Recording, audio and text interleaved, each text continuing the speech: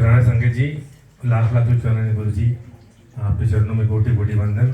आपने फिर से सत्संग कराया, इतनी संगत को बुलाया गुरु जी। छोटी सी वंदना गुरु जी के लिए। तुम ही मात पिता, तुम ही बंधु सखा, तुम ही मात पिता, तुम ही बंधु सखा, तुम ही शिव शंकर मेरे गुरुदेवा, तेरे चरणों में स्वामी मेरा कोटि प्रणाम।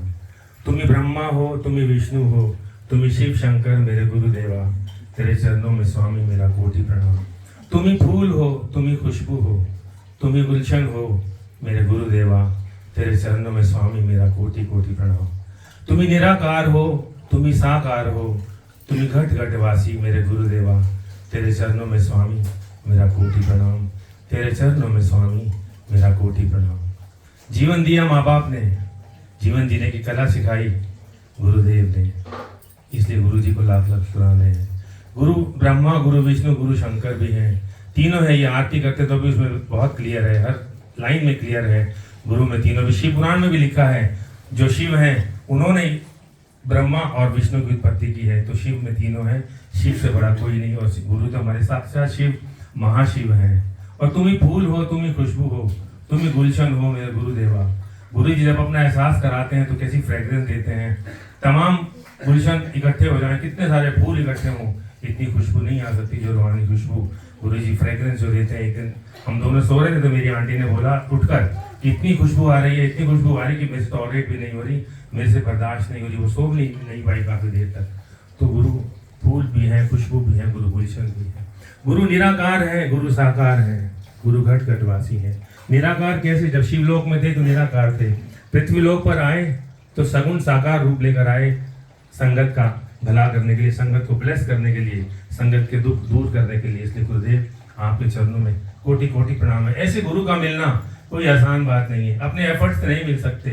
7 जन्मों के पुण्य हो तो राम नाम लेने की इच्छा होती है, 14 जन्मों के पुण्य हो तो सत्संग मिलते हैं, और कम से कम 21 जन्मों के पुण्य हो तो जीवन में सदगुरु मिलते हैं।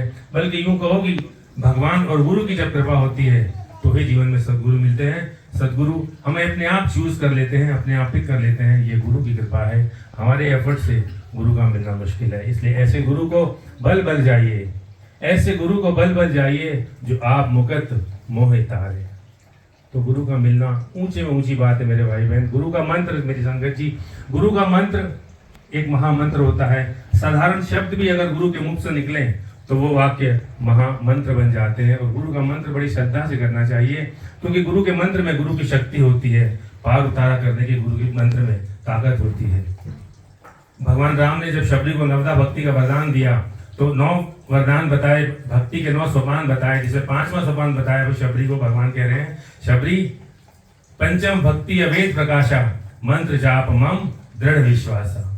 शबरी मेरा मंत्र पूरे विश्वास और श्रद्धा से करना चाहिए, तो जपने वाले का बेड़ा पार हो जाता है। और पहला सोपान बताया श्रवणम, सुनो, साधु संतों को सुनो, सदगुरु की वाणी को सुनो। और हमारे गुरु जी हमेशा ये कहते रहे हैं तुम वाणी सुनो। कई बार लोग कहते हैं गुरु जी समझ नहीं आती, तो गुरु जी कहते हैं तुम चिंता मत करो, तुम सुनते रहो, सुनने से ही तुम्हारा कल्याण होगा। गुरबाणी में आया, सुन वाणी हर घर तेरी, होए परम गत मेरी। अगन बुझे शीतल होए मनवा, आदि दैविक, आदि भौतिक, आदि आध्यात्मिक, तीनों प्रकार के ताप गुरु की वाणी सुनने से मिट जाते हैं और मनवा शीतल हो जाता है। ऐसे गुरु की सेवा बड़े भाग्य से मिलती है। और सेवा क्या है? गुरु की आज्ञा का पालन करना। आज्ञा सम नहीं, साहिब सेवा। आज्ञा का जो पालन करते हैं गुरु उनको सब कुछ दे देते हैं, बल्कि उनको अपना आपा भी दे देते हैं। नानक जी एक बार सत्संग कर रहे थे, सत्संग करते करते 2-3 दिन हो गए, ना नानक जी उठे ना संगत उठी। नानक जी समझ गए कि संगत को भूख लगी होगी, तो अपने दोनों बेटे जो संगत में बैठे थे, नानक जी ने उनको कहा कि जाओ सामने जो पेड़ है उसको हिलाओ, खूब सी मिठाइयाँ गिरेंगी, संगत में लाके बांट देना। अब दोनों भाई आपस में बात कर रहे हैं कि पेड़ को हिलाने से मिठाइयाँ गिर सकती हैं। वो कहते हैं नहीं, ये नहीं हो सकता, दिस इज नॉट पॉसिबल। तो नहीं उठे। नानक जी ने फिर लैना को कहा जो संगत में बैठे थे, लैना तुम जाओ। लैना जी ने मत्था टेका गुरु चरणों में और चल दिए। दोनों भाई कहते हैं लैना जी क्या आपको भरोसा है कि पेड़ को हिलाने से मिठाइयाँ गिरेंगी? तो लैना जी ने बड़ा ही सुंदर उत्तर दिया, बोले मिठाइयाँ गिरेंगी या नहीं गिरेंगी, मुझे उससे कोई लेना देना नहीं, मुझे तो केवल अपने गुरु की आज्ञा का पालन करना है। चरणों में प्रणाम करके लैना जी गए, पेड़ को हिलाया, खूब सारी मिठाइयाँ गिरी। लैना जी ने संगत में बांट दी, गुरु जी को प्रणाम करके संगत में बैठ गए। नानक जी उठकर चल दिए, पीछे पीछे संगत भी चल दी। नानक जी समझ गए इनको कुछ ना कुछ चाहिए, तो अपनी माया से नानक जी चांदी के सिक्के बिखेर दिए। काफी सारे लोगों ने चांदी के सिक्के उठाए और अपने घर को चल दिए। नानक जी ने पीछे मुड़कर देखा, अभी भी कुछ लोग पीछे पीछे आ रहे थे। नानक जी समझ गए इन्हें कुछ और भी चाहिए, तो नानक जी ने अब सोने के कुछ सिक्के सड़क पे बिखेर दिए और सोचा कि अब तो सब चले गए होंगे। सोने की मोहरें उठाकर सब लोग चले गए थे। फिर नानक जी ने पीछे मुड़कर देखा तो लहणा जी अभी भी पीछे पीछे आ रहे थे। नानक जी ने कहा, लहणा क्या बात है, कुछ लोग चांदी के सिक्के लेकर चले गए, कुछ सोने के सिक्के लेकर चले गए, तुम अभी भी पीछे पीछे आ रहे हो।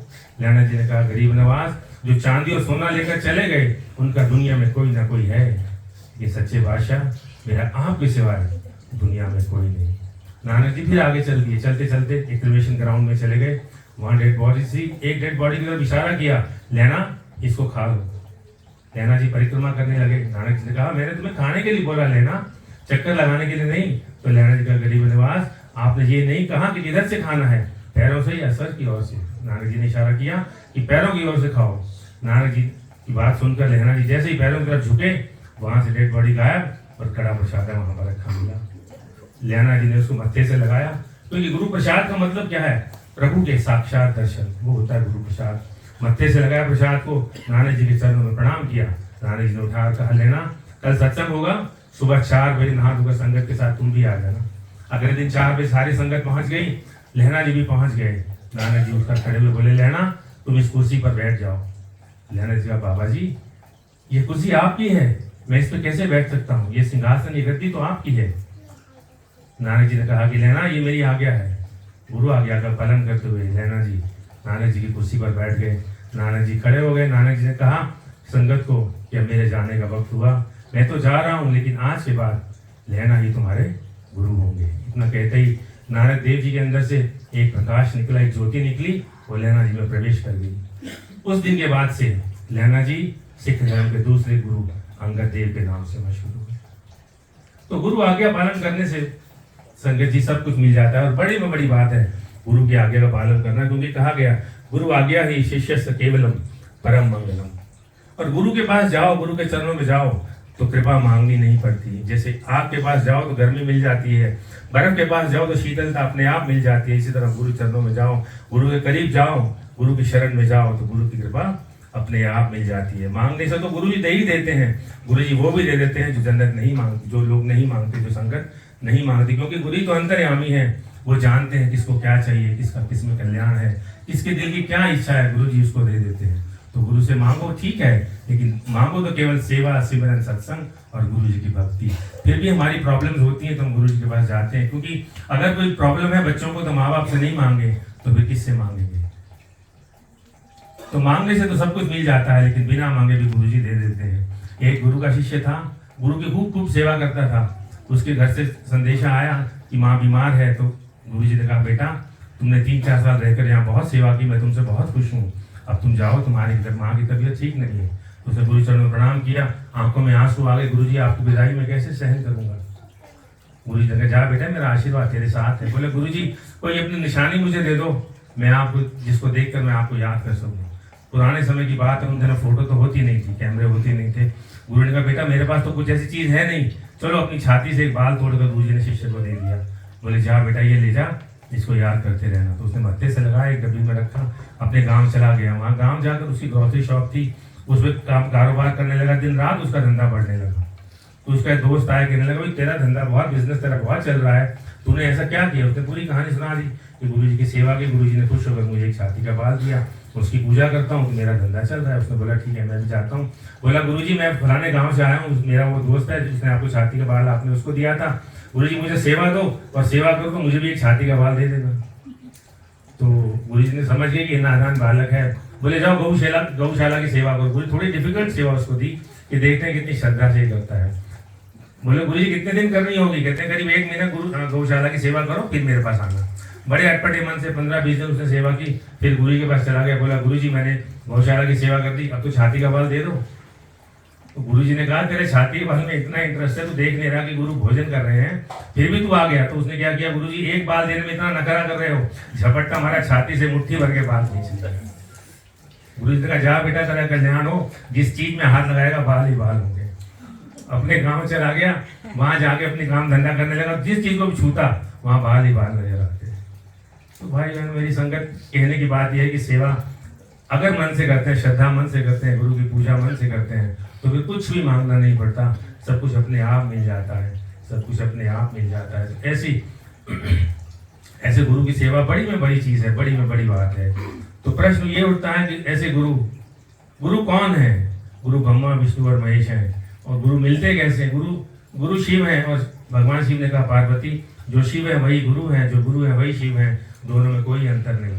अपने गुरु की सेवा तीर्थराज गया है, अपने गुरु का शरीर अक्षय वृत वक्ष है, अपने गुरु के चरण कमल भगवान विष्णु के चरण कमल हैं, वहां लगाया हुआ मन तदाकार हो जाता। तो शिव है वही गुरु है, यही समझना चाहिए। फिर गुरु मिलते कैसे हैं? गुरु का मिलना कोई आसान बात नहीं मेरी संगत जी। कहते हैं ये तन विष की बेल दी, गुरु अमृत की खान, सिर दिए सतगुरु मिले तो भी सस्ता जान। अगर अपने शीश की बलि देकर भी सतगुरु मिल जाए तो भी सौदा सस्ता समझना चाहिए। गुरु आसानी से मिलते हैं, और हम लोग बहुत किस्मत वाले हैं, हम लोग बहुत ही लकी हैं।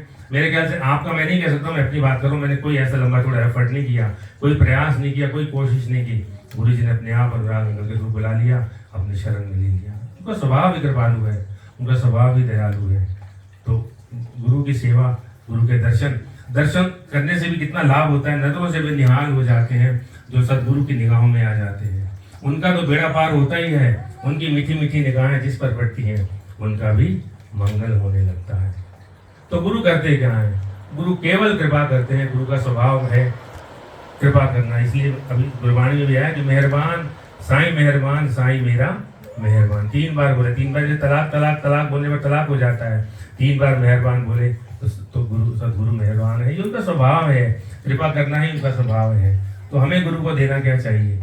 हम दें तो केवल गुरु को अपना दिल दे दें, और कुछ तो हमारे पास है नहीं। जो कुछ है वो गुरु जी का दिया हुआ है। दिल देने से क्या होगा? हमारा दिल लेकर गुरु जी कहते हैं तू अपना दिल दे दे, मैं दिल भर का रस भर दूं। दिल भर माने परमात्मा। तू अपना दिल दे दे, मैं दिल भर का रस भर दूं।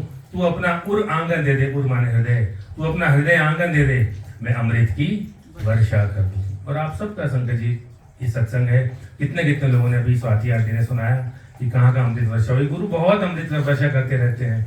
आगरा में एक परिवार है, उनके घर में 15 स्वरूप में एक बार 15 के 15 स्वरूप से अमृत वर्षा हो रही थी। उन्होंने पूरा दरबार अपने घर में लगाया हुआ है। तो श्रद्धावान लभते ज्ञानम, जितनी जितनी श्रद्धा होती है उतना उतना गुरु का हमको लाभ मिलता है, उतनी उतनी गुरु की कृपा हमको मिलती रहती है।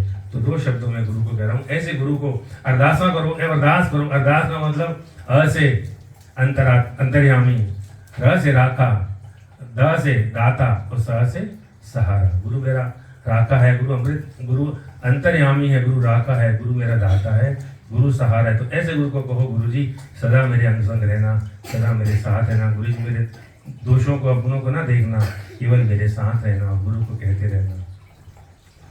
होठों पे फरियाद रहे, दिल में तेरी याद रहे, ऐ मेरे प्यारे गुरु तू हमेशा साथ रहे।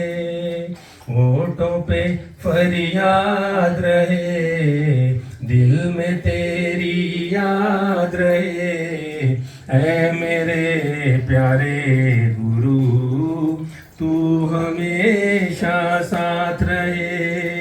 जग ये तपती आग है, तेरी छाया मिल रही, तेरे चरणों में मुझे सच्ची शांति मिल रही। दिन रहे या रात रहे, जुड़ी हमेशा तार रहे, ऐ मेरे प्यारे गुरु तू हमेशा साथ रहे।